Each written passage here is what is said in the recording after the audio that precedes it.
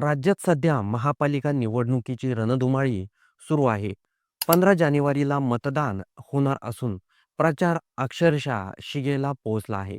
राज्यातील बडे नेते आता मैदानात उतरले आहेत आणि अशाच एका सभेत उपमुख्यमंत्री अजित पवारांनी पिंपरी चिंचवडमधून दिलेलं भाषण सध्या राजकीय वर्तुळात प्रचंड चर्चेचा विषय ठरत आहे.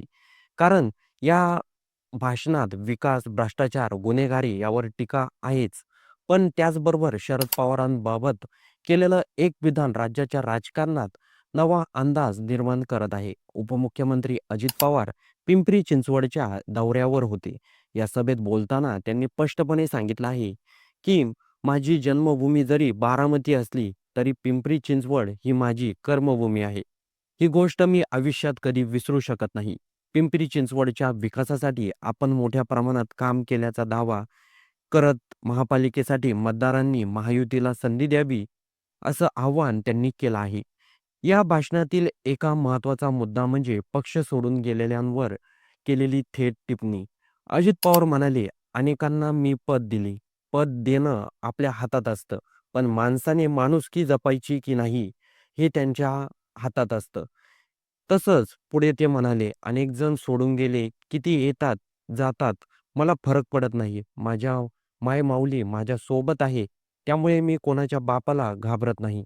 या वक्तव्यातून पक्ष अंतर्गत नाराजी, फूट आणि राजकीय संघर्ष अप्रत्यक्षपणे समोर येतो. अजित पवारांनी यावेळी भाजपवर थेट आक्रमक हल्ला चढवला. ते म्हणाले, "मी पिंपरी चिंचवडचा विकास केला, पण कधी कर्ज काढलं नाही. आज पालिका कर्जबाजारी झाली आहे." यानंतर त्यांनी थेट सवाल उपस्थित केला. यांनी 40,000 कोटीची कामं केली म्हणतात. मग ती कामं कुठे झाली? पैसे गेला कुठं? याचा जाब आपण विचारायला नको का? महेश लांडगे, विकास लांडे यांचा उल्लेख करत शहरातील सध्याच्या राजकारणावर अजित पवारांनी गंभीर आरोप केले. पिंपरी चिंचवडमधील वाढत्या गुन्हेगारीवर बोलताना अजित पवार म्हणाले, "आज दादागिरी कोणाची चालली आहे? रिंग कोणाची सुरू आहे? कोयता गँग दहशत कोण करत आहेत? गाड्या फोडत आहेत." ते पुढे म्हणाले, "ज्याची गाडी फोडली जाते, त्या गाडीमागे आई-वडिलांचे कष्ट किती असतात." यावेळी त्यांनी ठाम शब्दात सांगितलं, "आम्ही सत्तेत आलो तर गुन्हेगारांचा बंदोबस्त केल्याशिवाय राहणार नाही." या संपूर्ण भाषणात सर्वात जास्त चर्चा झाली ती शरद पवारांबाबत केलेल्या विधानांची. अजित पवार हे म्हणाले, "काकांच्या पुण्याईने माझं लई बरं चाललंय. गळ्यात शपथ सांगतो, हे विधान केवळ भावनिक नव्हतं, तर राजकीयदृष्ट्या अत्यंत महत्त्वाचं मानलं जात आहे."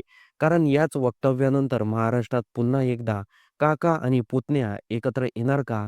ही चर्चा जोर धरू लागली आहे.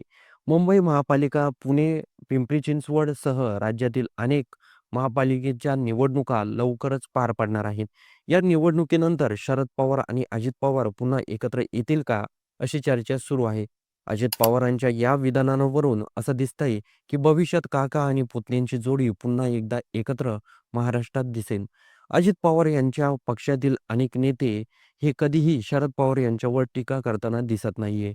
काही दिवसापूर्वी ज्यावेळेस अजित पवार यांनी महायुतीमध्ये जाऊन मंत्रिपदाची शपथ घेतली, त्यावेळेस रोहित पवार यांनी उघडपणे अजित पवार यांच्यावर टीका करत होते. पण आता रोहित पवार हे अजित पवार यांच्यावर टीका करत नाहीये. अजित पवार यांच्या पक्षातील नेते देखील शरद पवार यांच्याबद्दल काही बोलत नाहीये. त्यामुळं एक गोष्ट अशी दिसत आहे, की शरद पवार आणि अजित पवार हे भविष्यात एकत्र येतीलच. एकूणच पाहिलं तर अजित पवारांचं हे भाषण केवळ निवडणूक प्रचारापुरतं मर्यादित नाही. यामध्ये विकास, भ्रष्टाचार, गुन्हेगारी आणि काका-पुतण्या संबंध या सगळ्यांचा मेळ आहे. महापालिका निवडणुकांनंतर महाराष्ट्राच्या राजकारणात खरोखर काही मोठा बदल घडतात का? काका-पुतण्या पुन्हा एकत्र येतात का? हे पाहणं महत्त्वाचं ठरणार आहे. तर या संपूर्ण राजकीय घडामोडीबद्दल आणि खरंच तुमच्या मते शरद पवार आणि अजित पवार हे एकत्र आले पाहिजेत का? हे कमेंट बॉक्समध्ये नक्की नोंदवा आणि व्हिडिओ आवडला असेल तर सर्वात आधी चॅनलला सबस्क्राईब नक्की करून जा.